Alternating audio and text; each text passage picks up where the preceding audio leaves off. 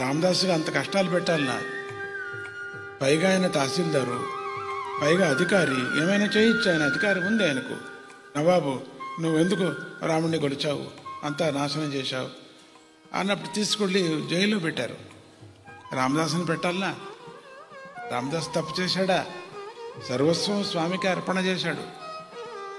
అట్లా పాడుతూ మీ అమ్మ సొత్త, మీ నాన్న సొత్త పట్టుకొని కులుకుతున్నావే నువ్వు పాట పాడారు. అని వేలా సొత్తులంతా నీకు చేయించలే, నేను తిన్నానా, నీకు అర్థం కాదు, నా నవాబుకు చెప్పే విధంగా నీకు రాదు, నీకు నాకు చెప్పి నువ్వు చేయించుకున్నావే, కులుకుతున్నావు. నేను దశరథుడు ఇచ్చాడా, మీ మామ ఇచ్చాడా, మీ నాన్న ఇచ్చాడా అని సీతమ్మను తిట్టాడు, అట్లా రాముడిని తిట్టాడు. ఎంత అద్భుతమైన పాటలు అవి. ఈ నొప్పి భరించడానికి కాదు, వెయ్యి వేస్తూనే ఉన్నారు. ఇంకా ఆనందంగా పాడుతూనే ఉన్నాడు. ఆ గోడల మీదంతా రాశాడు ఆ జైల్లో. ఇప్పుడు వెళ్ళి చూడొచ్చు మీరు. పరమాత్మ యొక్క తత్వం కలియుగంలో ఎంత బాగుంది అనటానికి రామదాసు యొక్క తత్వమే అక్కడ మనకు సాక్షి. భద్రాద్రి రామదాసు యొక్క తత్వం అంట. ఆయన చేయాలన్నా, పైగా ఆయన ధనవంతుడు కూడా, తహసీల్దారు ధనవంతుడు కూడా.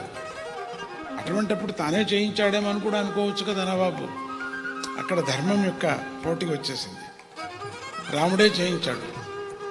ఇంత కష్టపడి వాయించుకున్న వీపు మీద, నడ్డిపు మీద వాతలు పెట్టినప్పటికి కూడా రామలక్ష్మణులు ఇద్దరు ఆయనకి దర్శనం ఇచ్చారు, కానీ ఈయనకి ఇవ్వలే.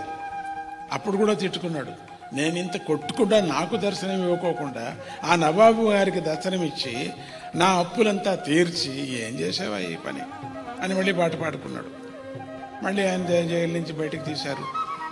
ఈ పదవి నాకేం అక్కర్లేదు, నేను వైరాగ్యం వచ్చేస్తుంది ఆయనకప్పుడు. చూసావా ఎంత అద్భుతమైనటువంటి అన్ని ఫస్ట్ ఇస్తాడు, మళ్ళీ అన్నీ తీసుకుంటాడు. భాగవతంలో ఉండే ఎట్లా ఉందో అట్లనే జరుగుతుంది, చాలామందికి జరుగుతుంది.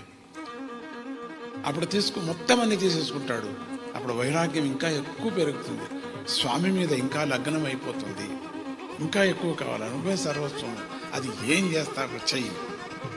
అసలు జరిగిన కథలు కదా అదంతా, ఏం కొత్త కథలు కాదు కదా. కొన్ని వందలు కొన్ని వేల కథలు కదా భాగవతంలో.